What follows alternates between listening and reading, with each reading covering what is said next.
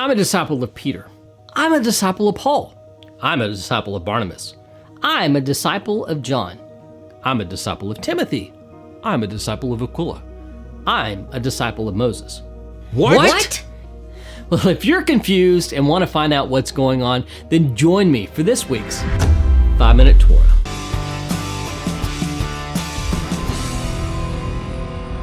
Shalom and blessings from Shalom, Macon, the place where disciples of Yeshua learn, connect, and grow.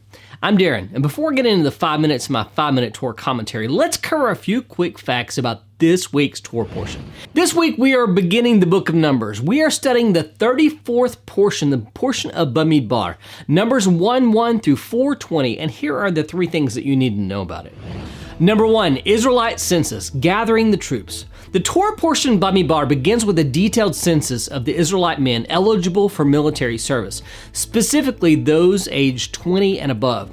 Conducted in the wilderness of Sinai, this census serves multiple purposes. It establishes the total number of fighting men, organized the Israelites for efficient movement and defense, and reinforced the sense of order and structure within the Israelite camp.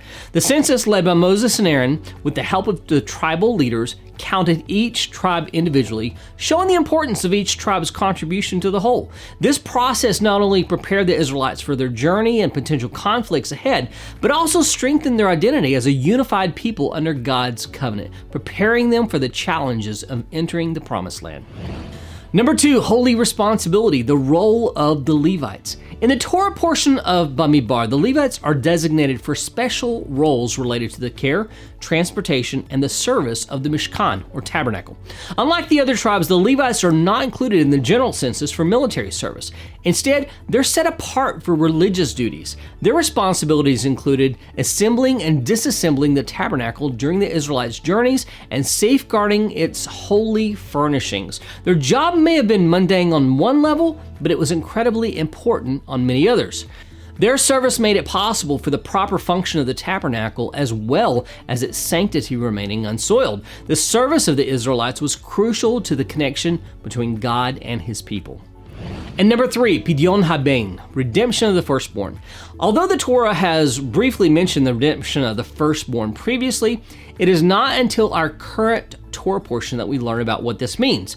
In the book of Exodus, we learn that all the firstborn males of Israel were consecrated to God in commemoration of God sparing the firstborn of Israel while striking down those of Egypt.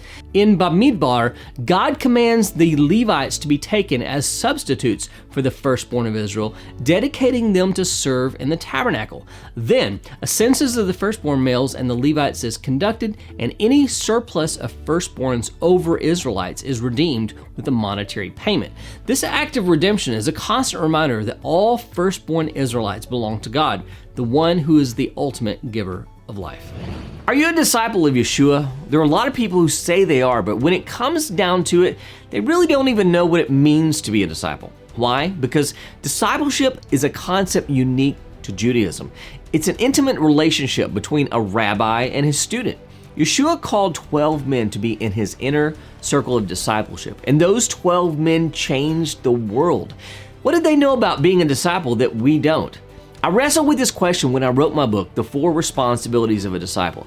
There were a ton of books already written on how to make disciples, but I wanted to know what it meant to be a disciple, because it seems that all of these disciples that were being made in our day really weren't having an impact on the world around them like they should. I found out that there were 4 responsibilities every disciple should know, and that when implemented, living out these 4 responsibilities has the potential to change the world.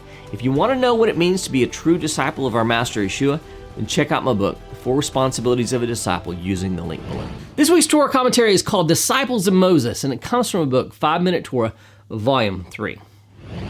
The Torah portion of Bamidbar begins our study of the book of Numbers. Chapter 1 starts off with the Lord's command to take a census of the males among the children of Israel who are of the age to go into battle. Every male 20 years old and older were to be counted. The Torah then lists out the census results according to each tribe. In chapter 2, after giving the results of the census, the Lord gives Moses instructions for how the children of Israel would both encamp and travel. The tabernacle and the Levites would be surrounded by the entire army of Israel. The tribal legions would be a buffer of protection for both the priestly tribe and the holy house in the event of a military engagement. Chapter 3, however, begins entirely different. These are the generations of Aaron and Moses at the time when the Lord spoke with Moses on Mount Sinai. These are the names of the sons of Aaron: Nadab, the firstborn, and Abihu, Eleazar, and Itamar. These are the names of the sons of Aaron, the anointed priests, whom he ordained to serve as priests. This is Numbers chapter 3, verses 1 through 3. Chapters 3 and 4 of the book of Numbers cover the responsibilities of the Levites for packing up and transporting the tabernacle and its furnishings when traveling. However, the Torah introduces this topic in a very unique manner. It begins by saying, "These are the generations of Aaron and Moses." In the original Hebrew, the word for generations is Toldot. As I've previously discussed, the primary meaning of the word Toldot is offspring. But in this case, why does the Torah discuss the sons of Aaron, but it's completely silent regarding the offspring of Moses? Rashi, referencing the Talmud's interpretation of this passage in Sanhedrin 19b, has a beautiful answer to this troubling question. He says that the Lord considers the sons of Aaron to also be the sons of Moses, because he has taught them Torah. Because the sons of Aaron were, in a way, disciples of Moses, he became a type of spiritual father to them. This scriptural principle is extended to say that whoever teaches Torah to the son of his friend is considered as if he had fathered him. And sometimes a teacher may even take precedent over a physical father because a person's physical father, quote, brought him into this world, but his teacher, quote, who taught him the wisdom of Torah, brings him to the life in the world to come. This is from Bava Metzia 33a. Many adults in this world have never and will never be able to raise physical children of their own. This chronic situation can be devastating. It can lead to bitterness, depression, and complete lack of purpose to life.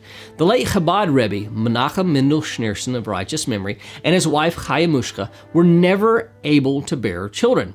Although hundreds, if not thousands of people prayed for them to be able to bear natural offspring of their own, the vision was never fulfilled physically. However, the Rebbe is to this day one of the most influential Jewish figures in history. And although he had no physical children of his own, thousands of people across the world identified him as their spiritual parent. His life and teachings have affected millions of people around the world for almost 3/4 of a century. His state of barrenness did not limit his ability to invest in disciples and give birth to more spiritual descendants than he could ever have been able to physically. Yeshua of Nazareth is an even more extreme example. Although he had no physical children of his own, unless you believe the conspiracy theories of the likes of Dan Brown and others, he has given life to literally billions of children over the last 2,000 years. His spiritual family will continually grow in numbers because he calls us to continue to produce spiritual offspring for him. Neither the Rebbe nor Yeshua had the limiting belief that they could not bear children. They simply had a different perspective that we would do well to imitate. Although our physical children should be our first and primary responsibility to disciple and teach the scriptures, we should keep in mind that we also have the opportunity to be spiritual parents to others. Because we are called to raise up disciples, teaching them all that Yeshua has taught us, we have the opportunity to create spiritual offspring, numbering thousands of times greater than what we can produce simply through our physical offspring. If you feel that your child-rearing days are over, or if you have not had the privilege to raise children of your own, you still have an opportunity to turn a barren womb into a fertile environment for birthing spiritual offspring. As it says, he gives the barren woman a home, making her the joyous mother of children. Psalm 113, verse 9. Once again, if you want to understand how rabbinic literature helps us better understand the teachings of Yeshua, then you need to check out my video series called Pirkei Avot in the Teachings of Yeshua. It's based on a rabbinic text called Pirkei Avot, also known as Ethics of the Fathers, and compares the teachings within it to the teachings of Yeshua. You should check it out. It will revolutionize the way you look at both rabbinic literature and the teachings of our Master. Just click on the link right here to get started.